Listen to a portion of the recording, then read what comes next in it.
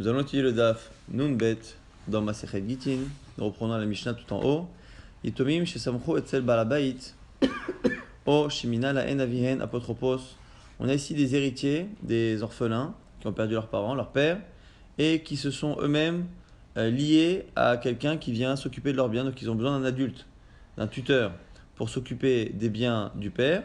Soit eux-mêmes samchu etzel balabait, ils sont venus s'appuyer sur quelqu'un. O shiminalem avien apotropos, ou c'est leur père qui avant de mourir a nommé un tuteur, apotropos un tuteur. Chayav le'aser perotehem, il a l'obligation, ce tuteur, d'être meraser, de prélever le meraser sur les fruits qui appartiennent aux enfants. Apotropos sheminahu avi yetomim, maintenant une autre halakha, qui ici pour l'instant n'est là de concerner que le tuteur qui a été nommé par le père. Yishava, il devra jurer à la fin. Une fois que les héritiers auront grandi, seront majeurs, il devra jurer qu'il n'a pas détourné une partie des biens. Minhu beddin loishava, si par contre, c'est pas le père qui l'a nommé, c'est le beddin qui a nommé un tuteur pour les enfants, il ne jurera pas. Abba Shaul Omer, hiluf advarim.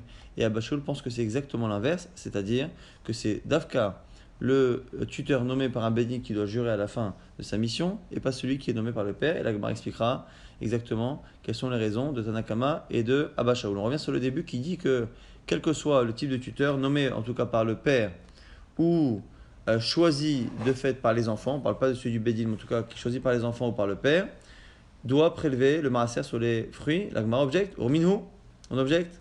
Pourtant c'est marqué sur le passou qui parle là-bas dans Bamidbar de la terouma et des prélèvements, c'est marqué Ken tarimu gam atem terumat Hashem.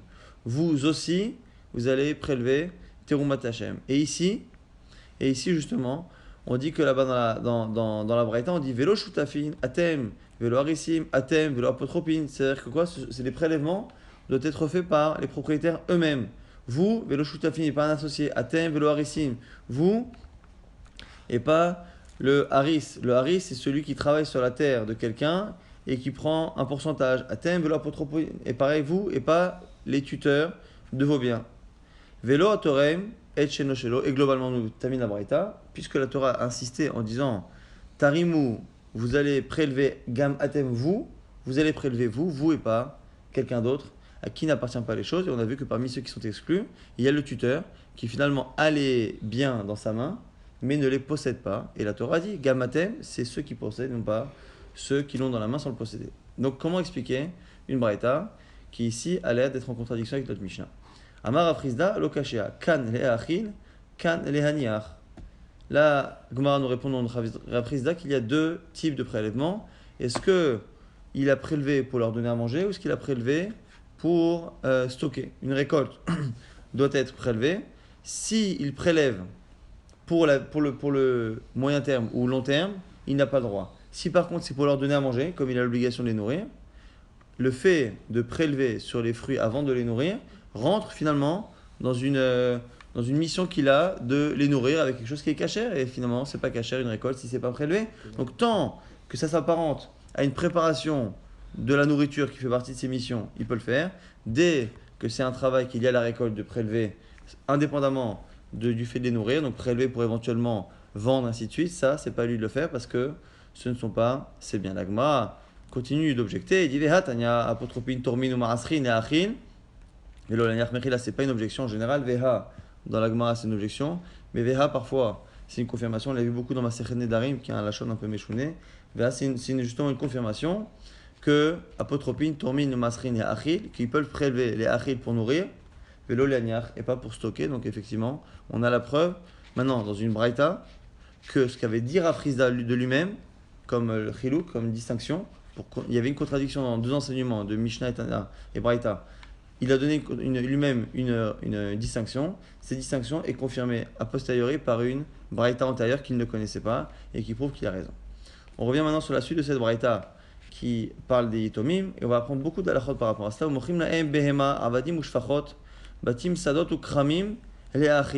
Et le tuteur peut vendre quasiment tous les types de biens qui appartiennent aux héritiers, aux orphelins, donc des animaux, behema, avadim, shfachot, des serviteurs, batim, des maisons, sadot ou kramim, des champs et des vignes, tout ça, les achil, pour nourrir les orphelins s'ils n'ont pas de quoi, s'ils n'ont pas d'argent liquide pour se nourrir.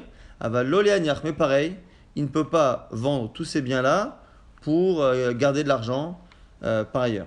Umochim la emperot, yenot, shmanim, uslatot, la achil, avalolianiach, alors voilà, pareil, pour tout ce qui est biens alimentaires, donc récoltes, fruits, vins, ainsi de suite, shmanim de l'huile, tout cela, il peut les vendre pour les nourrir, mais il ne peut pas les vendre pour mettre de l'argent de côté. Et il peut utiliser l'argent des héritiers pour leur faire les mitzvot de lulav, arava, souka, tzitzit, et tous ces choses-là chez Shlokitzba, sur lequel la mitzvah est fixe, c'est-à-dire qu'on prend un lulav, on fait la mitzvah, c'est fini. C'est pas une mitzvah qu'on me verra comme tzedaka, ou le fait de racheter de payer les rançons pour quelqu'un qui est libéré, où là, ici, il n'y a pas de limite. On peut avoir malheureusement 10 prisonniers, 100 prisonniers, il n'y a pas de limite. La Gemara nous dit pourquoi on dit Vechol Davar, toutes les choses qui ont quelque chose de fixe, c'est pour ajouter les autres types, l'aïtouye, chauffard, par exemple, comme le chauffard, ou pareil, le chauffard, on a besoin d'un seul chauffard pour s'acquitter de la mise. Velokrin Naem, c'est faire Torah, Tfilim, Mezuzot, Vechol Davar, Shesho Kitzba, et dans le même genre, on leur achète aussi tout ce dont ils ont besoin, c'est faire Torah, Tfilim, Mezuzot, et tout ce qui est fixe, pareil, l'aïtouye, Megillah, pour ajouter la Megillah qui est du même type, mais qui n'est pas Mina Torah, mais Mina Rabbanan. Ve'en poskim alem tzedaka. Et lorsque dans la ville, on demande aux gens de réunir de l'argent pour la tzedaka, on n'utilise pas le bien des héritiers, des orphelins, pour payer la tzedaka. Ve'en podin alehem et tashvuim, et on n'utilise pas leur argent pour payer les rançons de ceux qui ont été emprisonnés par des goïms.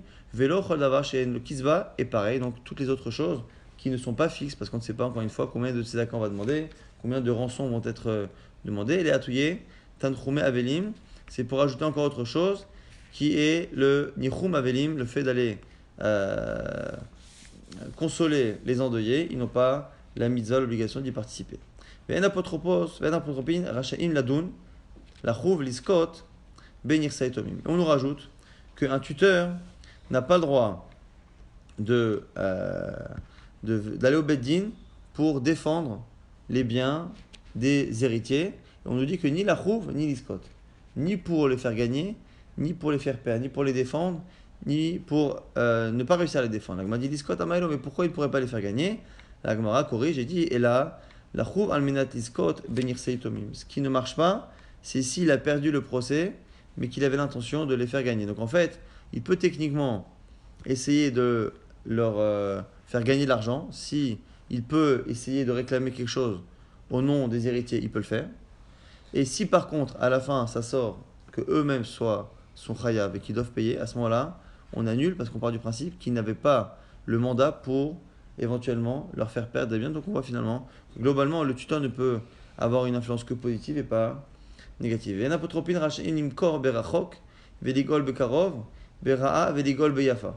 lorsqu'il y a des biens immobiliers qui sont loin, il ne peut pas les vendre pour racheter un terrain qui est plus près. Bera, un terrain de mauvaise qualité, il ne peut pas le vendre pour acheter un terrain de bonne qualité, qui est de surface plus petite. Mais en tout cas, l'idée, c'est que même un terrain, même pour acheter du mieux, on ne peut pas. Pourtant, un terrain qui est plus près est plus facile à gérer qu'un qui est loin, un qui est de meilleure qualité mieux qu'un qui est de mauvaise qualité. Et là, la Gemara, du coup, se demande pourquoi Maïtama, puisque la logique jusqu'à présent, c'était que l'apotropos ne peut pas faire perdre, mais gagner, pourquoi pas. Dinma mishtatfin, car on ne sait pas ce qui peut arriver à un champ. Il se peut que finalement, le champ qui est prêt ou le champ qui est de bonne qualité finisse par subir un dommage des causes naturelles ou shidaphone. Mishtatfin, c'est une légende de shidaphone, c'était le vent qui brûlait les récoltes. En tout cas, comme on ne sait pas ce qui peut arriver à un champ, si ça se trouve, nous on pense que le champ prêt est mieux que le champ qui est lointain, que le champ de bonne qualité est meilleur que le champ qui est de mauvaise qualité, mais finalement, il se peut que ce soit celui-ci qui sera frappé par un malheur, et donc du coup, il n'a même pas le droit de vendre un champ pour un autre. Ils ne peuvent pas, les tuteurs, vendre des champs pour acheter des serviteurs. Parce qu'un champ est quelque chose qui tient de manière éternelle, alors que le serviteur est quelque chose qui est plus aléatoire. Mais le premier avis pense que l'inverse est possible. On peut, puisqu'on est gagnant finalement, quand on remplace un serviteur par un terrain, on est gagnant. Rashbag, il pense que même l'inverse, on ne peut pas. Pourquoi? Pareil, Maïtama, Dinma, l'homme Ishapian. Pourquoi? Parce que toi, tu crois qu'un terrain ça peut rester de manière éternelle.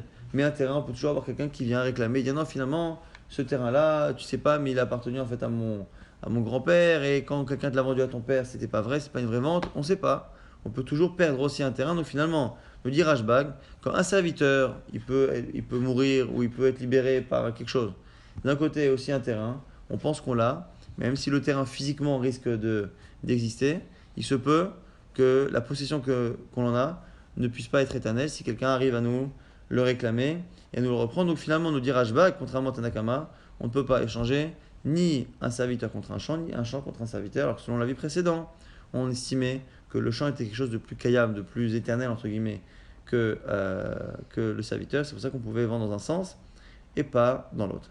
Les apotropines,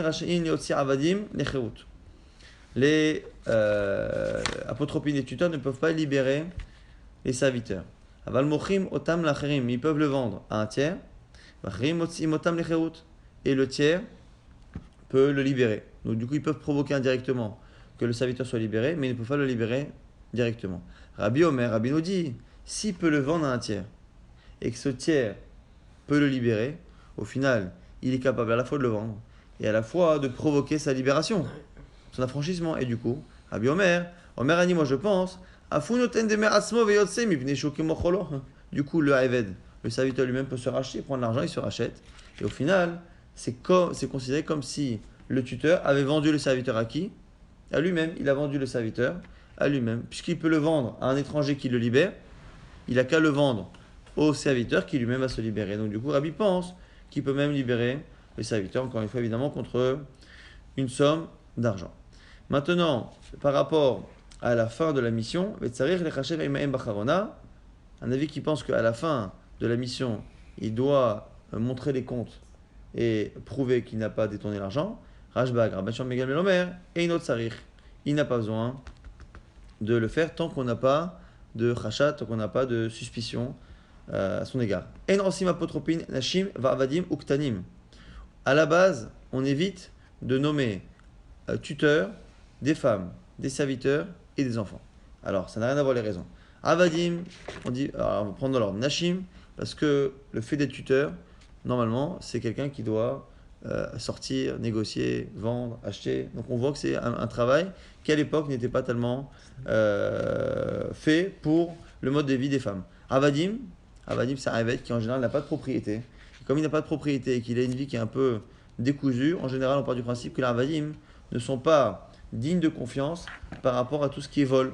Et donc du coup, on ne peut pas lui laisser gérer les biens des orphelins ou ktanim, les enfants qui n'ont pas la possibilité de prendre des décisions comme un adulte. Et donc du coup, ça, on évite de les nommer. Ve'in minan avigitomim arshulbiyado. Si le père a décidé de nommer un enfant, une femme ou un serviteur comme tuteur, il peut le faire et ça marche. Alors on va rapidement résumer tout ce qu'on a dit parce qu'on a dit beaucoup d'halachot finalement par rapport au yetomim.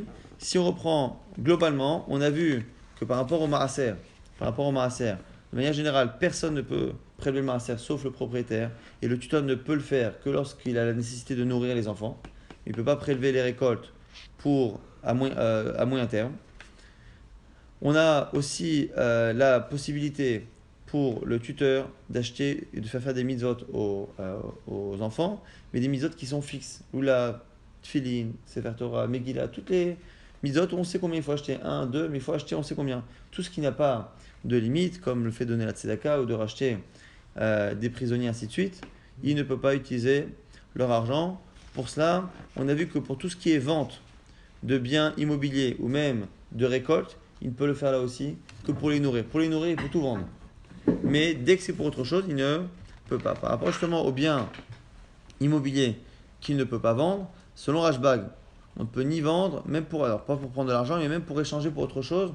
Selon Rashbag, on ne peut même pas échanger un terrain contre un serviteur, ni un serviteur contre un terrain, car on ne sait jamais lequel va tenir ou pas. Selon Tanakama, le champ est censé être mieux, donc on peut vendre un serviteur pour un champ, mais pas l'inverse. On a vu que par rapport au terrain, un terrain pour un autre, même si un terrain qui paraît être mieux qu'un autre, on ne peut pas laisser le tuteur le faire, car on ne sait pas au final quel est le champ qui finalement va être frappé par un malheur ou pas. Donc du coup on évite de faire tout cela. On a vu qu'on avait une marloquette, est-ce que le tuteur pouvait libérer le serviteur ou pas. Tout le monde est d'accord qu'on peut le vendre à un tiers qui pourra le libérer, mais est-ce qu'on peut le libérer lui-même en laissant le serviteur se racheter ou passer une marloquette Tanakama Rabbi, et une marloquette aussi entre Rashbag et Tanakama, est-ce que à la fin de sa mission, il doit montrer des comptes ou pas, et on a vu à la fin qu'on évite, et Khatrila, de nommer un enfant, une femme ou un serviteur comme un tuteur pour des raisons différentes, mais si le père a choisi,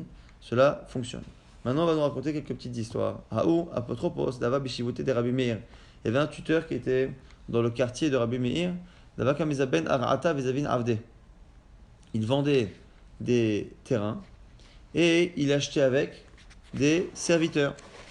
Et normalement, on ne peut pas. Vélo, Shavke Rabbi Meir. Et Rabbi Meir, du coup, a dit non, on a dit à la limite, l'inverse, c'est une marloquette. Le fait de vendre un serviteur pour acheter un terrain, c'est une marloquette, un akama, rashbag. Mais vendre un terrain qui est a priori, qui tient sur la durée, pour un serviteur qui a priori ne tient pas sur la durée, quoi qu'il arrive, on a dit que ce n'était pas une marloquette. Donc Rabbi Meir ne l'a pas laissé, le Shavke Rabbi Meir. Alors, voulez Bechalme, et dans le rêve, on lui a dit, Ani la Aros va talivnot. Il avait Kadosh Baruch Hu qui lui disait, mais moi je veux détruire et toi tu construis. En gros, c'est moi qui ai décidé à Kadosh Baruch Hu que dans cette famille les biens ne tiennent pas. Et donc je fais en sorte exprès que ce tuteur vende des biens durables pour quelque chose qui justement n'a pas une durée de vie aussi longue. A philo achilo ashgar. Et Rabbi Meir, quand il s'est levé le matin, il n'a pas tenu compte de ce rêve. Amar divrei chalomot lo ma'alim ve lo moredim. Ce qu'il y a, les paroles qu'il y a dans les rêves, ni ne montent ni ne font descendre, c'est-à-dire que finalement, ça ne change rien. Il n'a pas tenu compte de ce rêve qui donnait l'impression qu'il fallait plus ou moins contrer la halakha. Hanou betre, des garé behu satan. Il y avait deux personnes qui disent que c'était dans un couple, qui disent que c'était deux personnes séparées, qui avaient le satan, qui venaient toujours entre eux, c'est-à-dire qui se disputaient tout le temps. Toutes les veilles de Shabbat, ils se disputaient. Rabbi Meir est venu avec eux. Et il est resté avec eux 3 vendredis. Jusqu'à ce qu'il fasse la paix. Il a entendu le Satan dire et il a entendu qu'ils disent malheur à celui qui a fait sortir Rabbi Meir. En gros, il a entendu le Satan pester sur justement la présence de Rabbi Meir. Donc c'est en lien avec le rêve qu'a fait Rabbi Meir dans l'histoire précédente. On revient sur ces histoires de tuteurs. Ah, apotropos de Ava. Beshivouté de Rabbi Yoshua ben Levi. Maintenant, c'est Rabbi Yoshua ben Levi qui est un tuteur dans son quartier. Dava Kamizaben Ara Vezaven Toré. Il vendait les terrains des orphelins et il achetait avec des animaux pour labourer et pour travailler la terre. Velom Ale Velomide. Et Rabbi Yoshua ben Levi n'a rien dit. Pourtant, on a vu que normalement, le terrain, c'était quelque chose qui durait. Et on ne vend pas pour des serviteurs qui ne durent pas. Alors pareil, pour un taureau, il peut être blessé, il peut mourir. Savoir là qui est Rabbi Yossi. Pourquoi il a laissé? Parce qu'il pense comme Rabbi Yossi. Et Tanya, car Rabbi Yossi disait, Amar Rabbi Yossi, il ne parlait pas par rapport à notre halakha, mais il parlait de manière générale. Miyama il kareti le ishti ishti. Ou shori shori. Les avdil, deux sujets différents. Je n'ai jamais appelé ma femme, et je n'ai jamais appelé mon taureau. Pourquoi? Et là, les ishti beti, ou shori sadi. Ma femme, je l'appelle ma maison. Car la maison ne tient que par elle, et les avdil.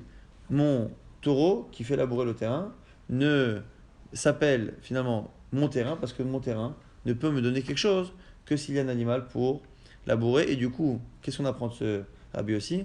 On apprend que finalement, le fait d'acheter un animal pour labourer, donc le taureau, c'est pas ici une vache, un taureau pour labourer, le fait d'acheter un bœuf ou un taureau pour labourer, c'est finalement comme acheter un terrain. Parce que quand on achète un terrain et qu'on n'a pas de quoi labourer, on n'a pas de terrain. Donc il faut absolument. Donc finalement, même si c'est un animal, il a le statut d'un terrain, il fait partie de ce qui est nécessaire au terrain. Et donc, on peut finalement vendre un terrain pour ce champ parce qu'il fait partie de ce qui est nécessaire au terrain. C'est pour ça que Rabbi Yoshua ben Levi a laissé ce tuteur faire ce genre d'opération.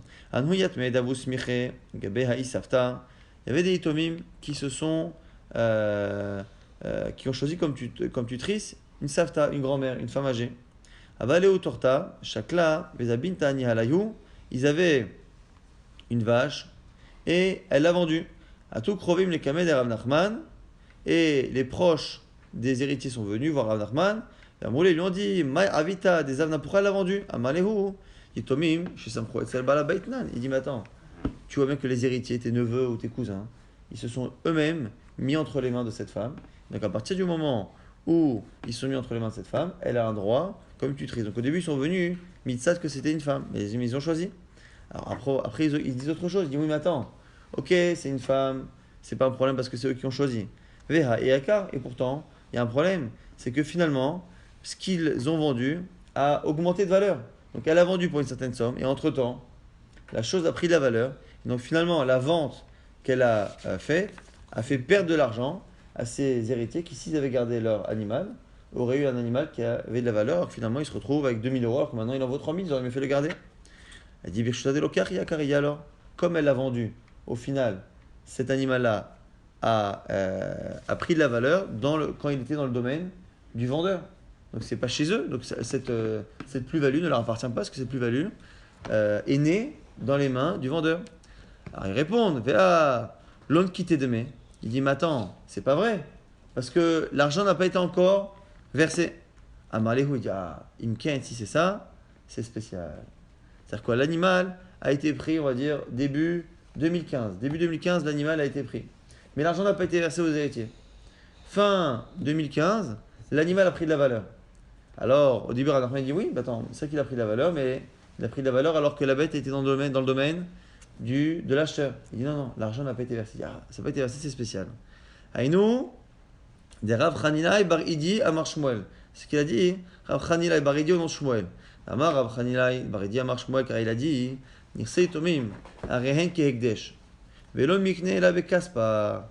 Les biens des héritiers, on les a rendus comme les biens du Hekdesh, du Beth Amikdash. On ne peut pas les acquérir sauf avec le don d'argent. Normalement, lorsque l'on a une vente, il faut toujours distinguer dans la vente l'argent qui sert d'acquisition et l'argent qui sert d'accord. On peut très bien avoir une somme d'argent qui est décidée comme accord, mais que la vente soit effective à un autre moment, c'est-à-dire au moment où l'objet est tiré. Un peu comme quand on achète à crédit dans un magasin, on estime que l'objet appartient à la personne une fois qu'elle l'a pris, même si la somme d'argent totale n'a pas été donnée. Mais à partir du moment où on a tiré l'objet ou qu'on a versé un premier règlement, la vente est actée. Donc si l'objet est abîmé ou si l'objet a pris de la valeur, justement c'est important de savoir dans le domaine de qui l'objet est. Et donc ici, en général, dans une vente classique, un animal par exemple, on peut choisir d'acter la vente soit par une action de tirer l'objet, de tirer ici l'animal, soit par le fait de donner une somme d'argent. Ça peut être un euro symbolique et la somme totale sera versée plus tard, ce qui est une condition. Mais en tout cas, on peut choisir de faire un kinyan bekesef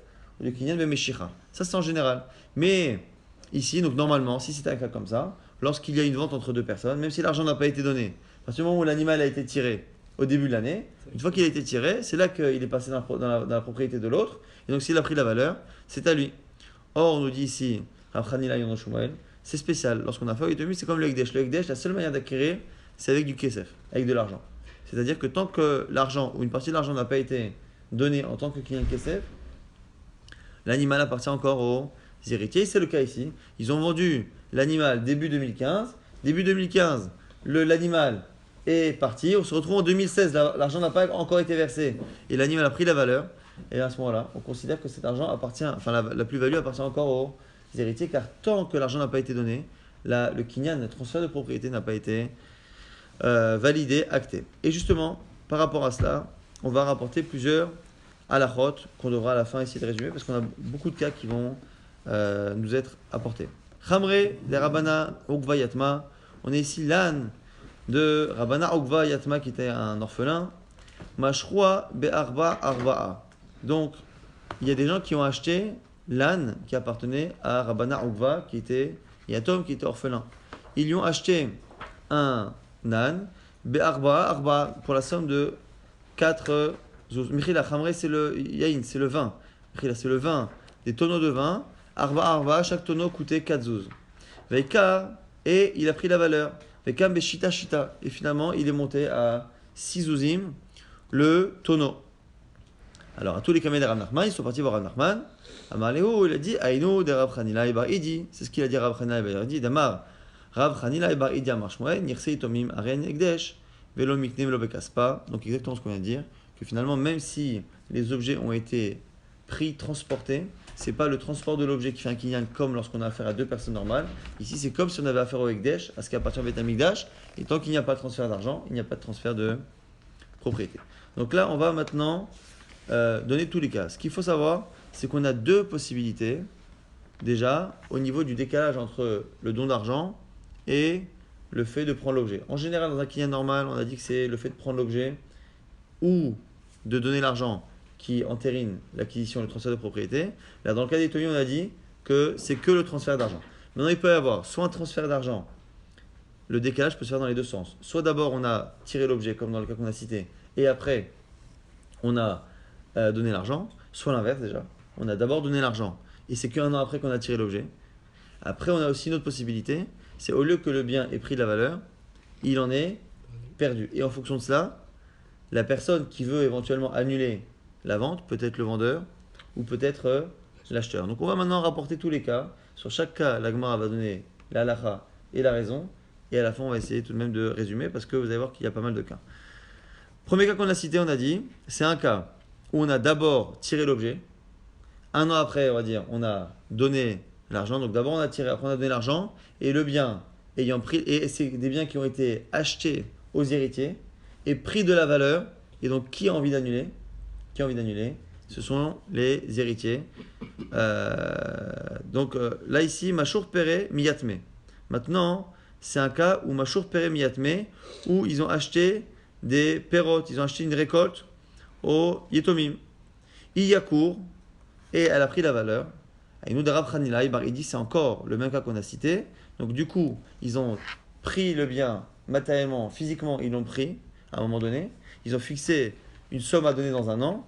Au bout d'un an, le bien a pris de la valeur. Et nous, Rav Hanilai Bar Idi, c'est ce qu'on a dit au nom de Rav Hanilai Bar Idi. Maintenant, Zoul, dans le cas où les fruits ont perdu de la valeur.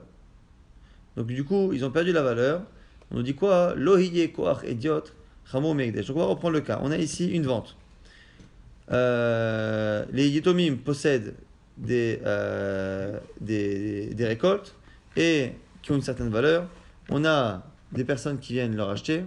Au moment où ils font l'achat, enfin où ils s'accordent, on va dire qu'ils s'accordent sur une valeur de 1000 et ils prennent l'objet. Et un an après, ça vaut plus cher. Comme ça vaut plus cher, la question c'est, encore une fois, est-ce que l'on peut annuler? On nous dit non, ça c'est ce qu'a dit Rav Hanilai, on ne peut pas annuler. Zoul, maintenant, lorsque ça a baissé de prix, le Yekoach Idiot, Chamo Mi Beekdesh, on donne à celui qui a acheté l'inconvénient qu'il y a dans une vente classique. Dans une vente classique, lorsqu'on a tiré l'objet, la vente est actée, on ne peut pas revenir dessus. Et là, ici, il ne peut pas non plus revenir dessus. Maintenant, Amshichou Lehu, Pere, les Yatme.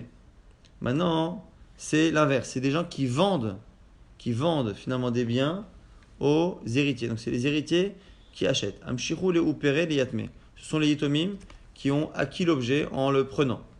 Et après, Iyaker. Et après, le bien a gagné la valeur. Et donc finalement, lorsque les héritiers payent un an après, ils payent pour une valeur qui ne correspond plus à la valeur réelle. Ils payent 1000, quelque chose qui aujourd'hui vaut 1500. Et donc du coup, le vendeur veut annuler là aussi. Loyekor idiot, Ramon Begdesh. Pareil, à partir du moment où ils ont tiré les biens, s'il avait vendu à un normal, à quelqu'un normal qui paye Ekdesh, il aurait perdu, puisqu'on dit que c'est aussi un mode d'acquisition, a fortiori pour le Ekdesh, puisqu'on considère que les Yetomim sont comme du Ekdesh. Maintenant, Zoul, dans le cas où ça a perdu la valeur. Donc c'est-à-dire que les Yetomim se sont engagés à payer 1000.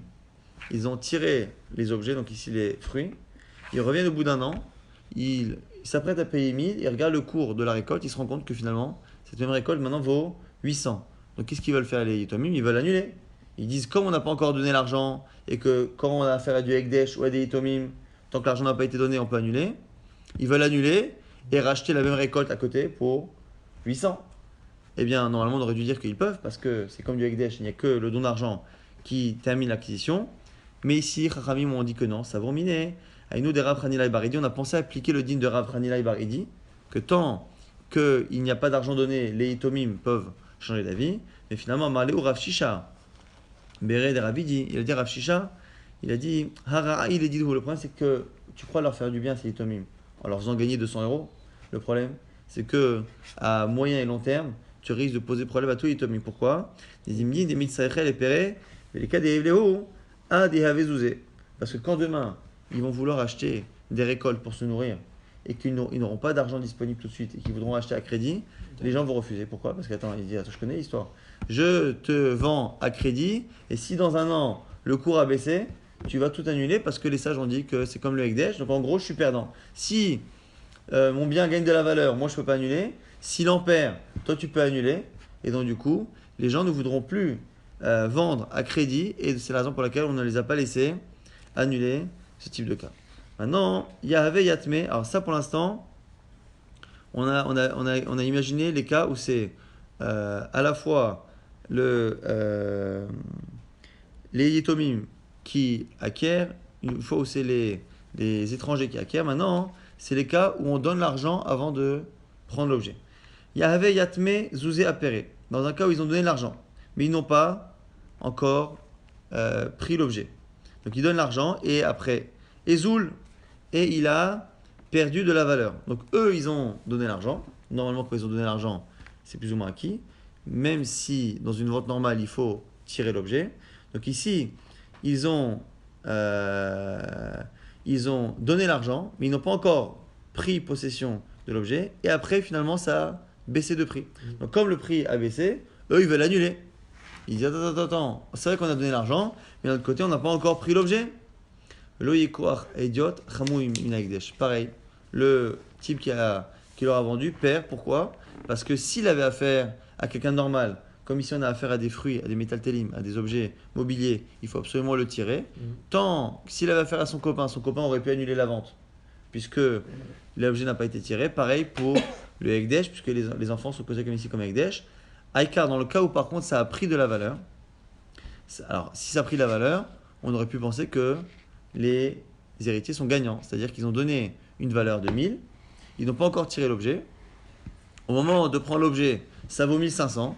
Le vendeur dit, oh là, non, je ne veux pas vous le vendre, et ça tombe bien, vous n'avez pas encore pris l'objet. Alors on se dit, non, mais on a un deal de Rav Hanilai. C'est quoi? C'est que le Hekdesh, les enfants ont la force du Hekdesh de décider que ça ne commence qu'avec l'argent.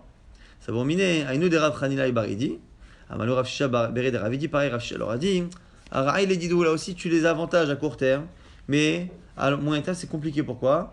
De tous les mêmes allées, on y serait fou. Chitechem, Baalia. Parce que finalement, ils vont finir par dire aux Yitomim que leur récolte a brûlé. C'est-à-dire que si on fait en sorte que lorsqu'un Yatom achète, paye avec de l'argent une récolte, et que on considère qu'il peut revenir dessus jusqu'au moment où ils le prennent, on a peur que le vendeur qui a gardé la récolte pendant ces quelques temps ne fasse pas attention à ce que la récolte soit abîmée, brûlée ou je ne sais quoi. Et du coup, c'est la raison pour laquelle on n'a pas laissé les Yitomim revenir sur cette vente, même si techniquement, on devrait pouvoir les laisser. Il y avait les Hou, Zouzé, les Yatme, Apéré. Dans le cas maintenant où c'est l'inverse. L'argent a été donné donc toujours en premier, mais c'est l'argent qui a été donné par d'autres personnes aux Yitomim. Donc c'est les Yitomim qui sont vendeurs maintenant. Ils vendent une récolte et les autres ont donné l'argent avant de prendre la récolte. Iyakar, et la récolte a pris de la valeur. Donc comme elle a pris de la valeur, on a ici les Yitomim qui veulent annuler. Donc ils ont pris l'argent, les Yitomim, mais ils n'ont pas encore transmis les fruits, la récolte dans la main de l'autre. Quand le type revient et que finalement ça vaut plus cher, eux ils veulent maintenant le revendre à 1500, donc ils annulent, ils veulent annuler. Est-ce qu'ils peuvent annuler ou pas?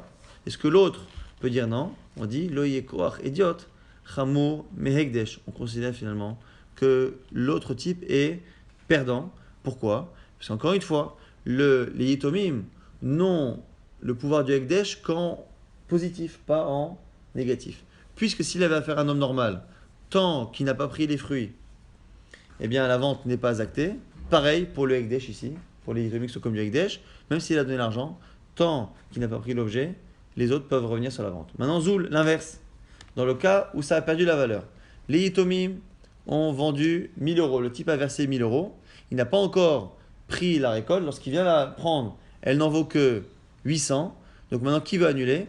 Évidemment que c'est l'acheteur. L'acheteur veut annuler la vente et racheter au prix moins cher. Comme il veut annuler la vente, on dit ici, ça vaut, mais normalement, les Yitomim peuvent lui dire non, parce que moi j'ai le droit de me reposer à la fois sur le don d'argent et à la fois sur sur le moment où tu as pris l'objet, puisqu'on dit qu'il a les deux possibilités. Il a la possibilité du Ekdesh et la possibilité du non-Ekdesh. Depuis tout à l'heure, c'est ce qu'on dit. Rav Hanila, il dit que le Hitom, il a comme le Ekdesh, il choisit que ce soit l'argent qui entérine la transaction. Mais d'un autre côté, puisque on veut lui donner un avantage, il ne peut pas avoir les inconvénients, et donc du coup, il a aussi l'avantage de choisir, comme une vente normale, que finalement, c'est le moment où on tire l'objet. Donc là, ça va miner chez nous, des Rav Hanila et Bar Idi. On a pu penser que c'est comme le cas de Rav Hanila et Bar Idi, où là, les Yitomim peuvent dire non, tu n'as pas pris l'objet, mais moi, tu m'as transféré l'argent. Moi, je suis Ekdesh. Le Ekdesh, une fois que l'argent est donné, c'est fini, même si ça a baissé de prix, la vente est actée. Amaléou, Rav Shisha Bered Ravi, là aussi, Rav Shisha Baredi a dit non. Raï les Didou, là aussi, tu vas leur faire du mal. Les Imni, les Mitsaïche, les Ouzé, les cas des Yves, les Hou, Ad, des Yave, les Hou, Péré, et là aussi, c'est pareil. Le cas un peu inverse, c'est-à-dire que des fois, on va avoir des Yitomim. On va avoir des Yitomim qui vont avoir besoin d'argent liquide. Ils vont avoir besoin d'argent liquide, mais la récolte n'est pas encore prête. Ils ont la récolte dans le grenier, ou qui va bientôt être prise, bientôt les vendanges. Et qu'est-ce qu'ils font eux? Ils prennent l'argent, ils ont besoin de liquidité. Donc ils disent à l'acheteur, écoute, voilà, les fruits vont arriver dans 3 semaines, mais en attendant, on a besoin d'argent. Donc donne-nous l'argent maintenant, et après tu prendras les fruits. Mais là aussi, si on laisse, à cause de ça, si on laisse, à cause de la vie de Rav Hanilai, si on laisse Yitomim revenir annuler la vente dans le cas où ça a baissé, le type il va pas être fou, il dit attends, vous voulez que je vous avance de l'argent, et en gros, si la valeur elle change, vous faites ce que vous voulez, et du coup, on n'a pas laissé Yitomim finalement faire cela. Donc finalement, on va essayer de résumer, on avait beaucoup de cas. On avait déjà des cas où on a d'abord les objets qui sont pris avant que l'on fasse qu'on donne l'argent, et on a pris le cas inverse. En tout cas, ce qui est clair, c'est qu'on a à la base, un principe, c'est que les Yitomim ont la force à la fois d'une vente normale et à la fois la force du Ekdesh. La force du Ekdesh, c'est que quand ils veulent, quand ça les arrange, techniquement à la base, ils auraient dû pouvoir faire en sorte de faire acter la vente au moment du don d'argent. Que ce soit au début, si on parle que la vente d'argent, l'argent était avant le fait de prendre l'objet, ou l'inverse, quand l'objet était pris avant l'argent. Et en fonction finalement du fait qu'ils vendent, qu'ils achètent, que ça ait perdu la valeur que ça en ait pris, normalement, ils pourraient jouer sur les deux tableaux, et quand ça les arrange, choisir d'annuler ou pas la vente tant que l'argent n'a pas été donné, tant que l'objet n'a pas été pris. Normalement, ils ont la possibilité de jouer sur les deux tableaux. Simplement, on a vu que dans plusieurs cas, ça posait problème, parce qu'on a peur que dans certains cas, à cause de cela, les teams ne veuillent pas faire de transactions avec eux, et il y a certains cas où eux ont besoin de vendre et d'avoir l'argent en liquide tout de suite avant même de donner la récolte, ou des fois l'inverse, ils ont besoin de manger, d'avoir la récolte avant même de pouvoir donner l'argent, et on a peur que si lorsqu'il y a un décalage, on laisse la possibilité aux Yitomim, aux orphelins, de faire ce qu'ils veulent, on a peur que les gens ne veuillent pas faire de transactions avec des orphelins, en partant du principe qu'ils sont quoi qu'il arrive perdants. Et donc c'est pour ça que finalement on a limité, dans beaucoup de cas, ce principe de Rav Hanilai au nom de Shmuel. Et donc finalement, si on résume, lorsque l'on a une vente où l'objet a été pris avant que l'argent soit donné, quel que soit le cas, quel que soit le vendeur, quel que soit l'acheteur, quelle que soit la différence qu'il y a eu, est-ce que l'objet a pris la valeur ou perdu de la valeur, le seul cas finalement où on peut annuler, c'est lorsque ça a pris de la valeur. Donc c'est le premier cas qu'on avait cité, c'est le premier cas de Rav Hanila et Bar Idi au nom de Shmuel qui reste, c'est-à-dire que finalement l'objet a été pris des Yitomim, c'est-à-dire que les Yitomim ont vendu, la personne a pris l'objet et n'a pas encore donné l'argent, et ça a pris de la valeur, et donc les Yitomim ne sont plus d'accord avec la somme qui était celle de la vente, et au bout d'un an, ils peuvent annuler, parce que tant qu'ils n'ont pas pris l'argent, on peut estimer que l'objet n'a pas été transféré, et donc ils peuvent annuler la vente. C'est le seul cas, dans tous les cas où l'objet a pris ou perdu la valeur, mais que l'argent a été donné plus tard, c'est le seul cas où on peut annuler. Tous les autres cas, ni eux-mêmes, ni les étrangers ne peuvent annuler ni le mocher, ni le koné, ni celui qui vend, ni qui achète, parce que, encore une fois, soit parce qu'ils n'ont pas la force des Yitomim, soit même les Yitomim, on leur a enlevé leur force de peur que les gens ne veuillent pas faire de transactions avec eux. Dans le cas par contre où c'est l'inverse, c'est-à-dire qu'on a donné l'argent avant de transférer les biens, Ici, on a plusieurs cas, aussi encore une fois. Ça a augmenté, ça a baissé. Et qui est le vendeur? Est-ce que c'est eux ou est-ce que c'est les étrangers? Donc ça fait 4 cas. Et sur les 4 cas, tout le monde peut être rosaire. Tout le monde peut être rosaire. Dans tous les cas. Si on regarde bien, là j'ai un tableau devant moi. Dans tous les cas, on peut finalement être rosaire. Puisque finalement, on a dit que soit les étrangers n'ont pas de droit, et donc les Yitomim peuvent être roserim, soit même si en général, les Yitomim devraient pouvoir empêcher l'autre d'être rosaire, on ne leur a pas laissé ce choix-là, de peur que les gens, encore une fois, ne fassent pas de transaction. Amar Ravashi, Anna, et Ravashi a dit, Anna, moi, Verav Kana, et Rav Kana, Chatmina Nashtara, de Ime des Zeira Yatma. On a signé sur le shtar de ventre qui a été écrit par la mère de Zeira. Zeira qui était Yatom, qui est un orphelin. Et elle a vendu quoi? Des mizamna ar'a, les karga, melo chazata. Elle a vendu le bien de ses enfants, donc c'est elle qui était tutrice des biens de ses enfants. Et en fait, elle a vendu les biens de ses enfants pour payer les retards, les impôts, et ainsi de suite. Melo chazata, et elle a vendu tout ça, melo chaza, sans être machiz, c'est-à-dire sans faire connaître au public. En général, lorsqu'on vend les biens d'un orphelin, on doit publier justement la volonté de vendre pour être certain que l'on vende au meilleur prix. Et ici, elle n'a pas fait. Pourquoi?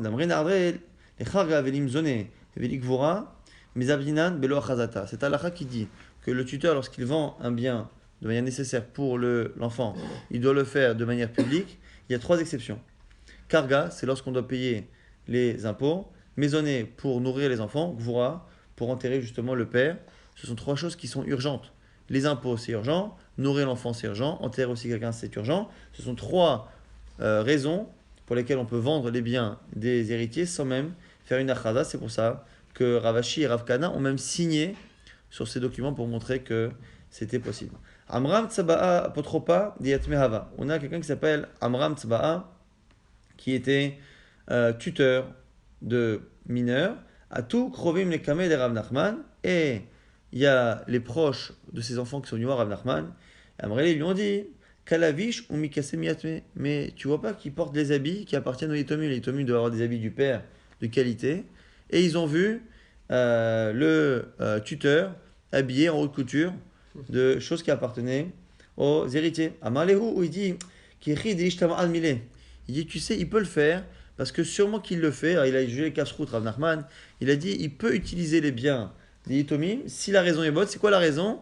C'est qu'il veut qu'on lui fasse confiance et il veut donner l'impression aux gens qu'il a les moyens, parce que quelqu'un qui a les moyens, qui est riche, en général, n'a pas besoin de prendre dans la caisse et de prendre de l'argent des héritiers. Donc peut-être qu'il l'a fait pour une bonne raison. Il dit attends, mais il mange et il boit des quantités et il a une manière de consommer qui ne correspond pas au niveau de vie qu'on le connaît. Donc on ne peut pas mesurer, il mange et qui consomme avec une mesure qui ne correspond pas à ce qu'on peut imaginer mesurer chez lui. Il dit, il dit, qui te dit qu'il n'a pas gagné au loto, qu'il n'a pas trouvé une pierre précieuse, quelque chose qui lui a donné une richesse soudaine. Il dit, mais Kamafsid, mais attends, il y a aussi autre chose, c'est qu'il fait perdre les biens des Yitomim. Il fait des transactions, des choses où il ne s'occupe pas assez bien des terrains et il se perd. Malo, il leur a dit, Aïtou, Lissaade, des Mafsid. Si vous m'apportez des témoins, m'amenez des témoins, qu'il dégrade les biens des Yitomim, là, à ce moment-là, je l'enlève de sa fonction. Damar, Avuna, Chavrin, Mishme, Derav, quand on a dit au nom de Rav, apotropos des Mafsid, mais Salkinan, un tuteur qui gère mal et qui fait en sorte que les biens s'abîment, on l'écarte de sa fonction. Dites-moi, à ce sujet, on a dit, apotropa des Mafsid, Ravuna Amarav, mais Salkinan, donc Ravuna nom de Rav, répète la même chose au nom de Rav, qu'on l'enlève de sa fonction. Des Berav Shila Amre, mais chez Rav Shila, on disait, l'homme est Salkinan, on ne l'enlève pas de sa fonction, et que Misalkinan. Alors ici, quand on parle de quelqu'un qui endommage, on ne parle pas qu'il endommage réellement de manière consciente. Simplement, il a une gestion qui n'est pas géniale. Est-ce que lorsque la gestion est assez mauvaise, est-ce qu'on l'enlève de sa fonction ou pas, alors qu'il a été nommé, éventuellement par le père et tout, c'est justement une marloquette. Et la halakha est que si on a des preuves qu'il gère mal, on l'enlève de ses fonctions. Apotropos sheminahu avitomim ishava. On reprend maintenant la fin de la Mishnah qui avait dit qu'un apotropos, un tuteur qui a été nommé par le père, doit jurer. nommé par le Beddin, il ne jure pas. Et Abba Shaul disait que c'était exactement l'inverse. Alors maintenant, sur le Tanakama, qui dit que finalement, un apotropos, un tuteur qui a été nommé, à la fin de sa mission, doit jurer. Maïtahama, il a des Itlana Aminé.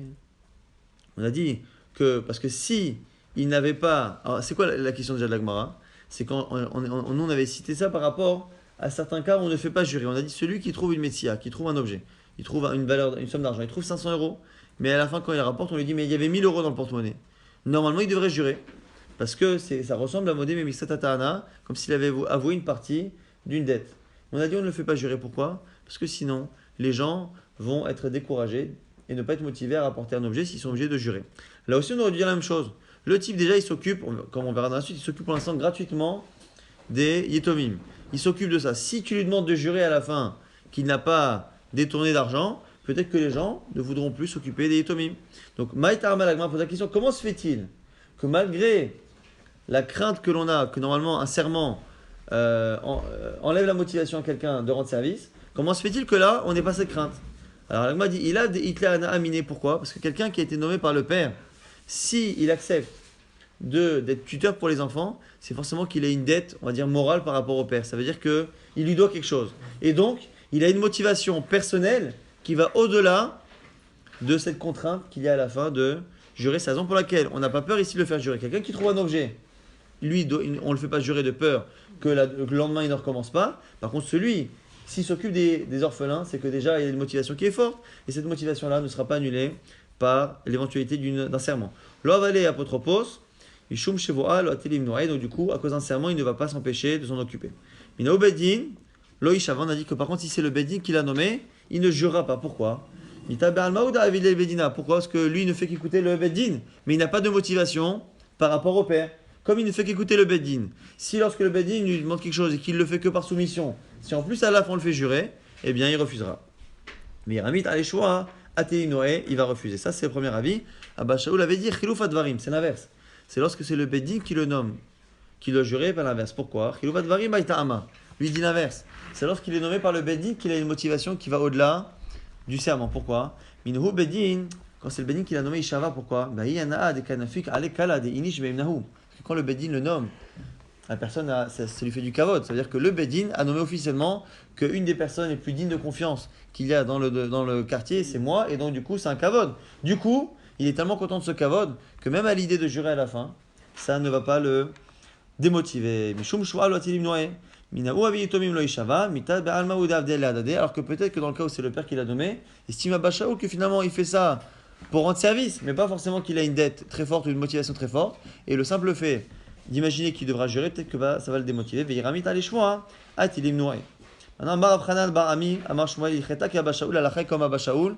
finalement on le fait jurer pour le cas du Beddin. Tanya Rabbi Eliezer ben Yaakov, maintenant lui, Omer Zeveze Ishava. Eliezer ben Yaakov pense que les deux doivent jurer souvent la halakha comme Rabbi Eliezer ben Yaakov. La halakha qui est dvarav et la halakha comme lui. Tane Rav Tachlifa Bar Marava Kameh de Rabbi Abo devant Rabbi Abo on a dit apotropos shemina uavi tomim Ishava mipneu sheu nosé sachar. Ici on dit ici apotropos qui a été nommé par le père, il doit jurer parce qu'il est payé. Intéressant que lui il dit pensait qu'il était payé et donc comme il est payé, ça ne le dérange pas de jurer à la fin parce que dans tous les cas il y a une motivation financière. Il a répondu à Marley Ataitat Kaba dis-moi, est-ce que tu as amené de quoi payer? En gros, c'est une manière de dire, on n'a jamais vu qu'on payait les tuteurs. Et là, même, il venait chez où dans ces sachars. Donc, on est obligé de corriger. Et dire que non, c'est pas réellement qu'ils sont payés, mais que c'est comme s'il était payé. Ça revient à l'idée qu'on a dit tout à l'heure. C'est-à-dire qu'on considère que lorsque c'est le père qui l'a nommé, qu'il accepte, c'est qu'il a une dette envers lui. Et que finalement, c'est comme s'il avait déjà été payé en amont. On t'a mis juste sur la Mishnah, sans faire même la Gemara. Amdamea Vamnaser, celui qui endommage la récolte de son prochain en la rendant impure. Amdamea, qui la mélange, qui mélange le choulin et ce qui est pas choulin. Vamnaser est celui qui va mélanger ou qui va rendre yain neser, donc du vin qui est interdit. S'il l'a fait de manière involontaire, beshogeg patour, il est dispensé de payer. Mais Mézid Chayav, ici on parle de cas particulier où il a endommagé les biens alimentaires de son prochain, mais non pas avec quelque chose de physique, mais avec quelque chose de halachique, de spirituel. Pourquoi? Parce que la chose qui est impure n'est pas consommable pour un Kohen. Quelque chose qui est choulin par choulin, c'est pas consommable pour un juif. Pareil pour Yain Neser, c'est un problème d'halakha. Il n'a pas endommagé au niveau physique, mais il est endommagé au niveau de la halakha. Et là, on fait une distinction entre celui qui l'a fait de manière volontaire, involontaire. Involontaire, il ne paye pas. Volontaire, il devra payer.